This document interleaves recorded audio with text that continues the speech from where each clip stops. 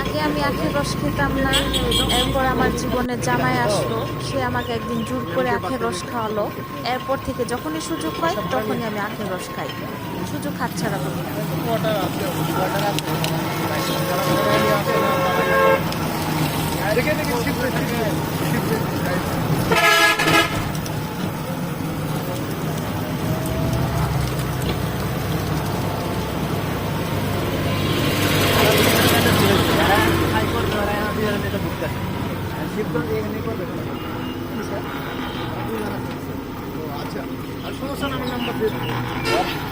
আমারটাকে দেখতেছে যে আমি কেমনে করি, আমারটা শেষ আমি করা পড়া গেছে। সমস্যা না, আমার নাম্বার দিয়ে দিবেন আমি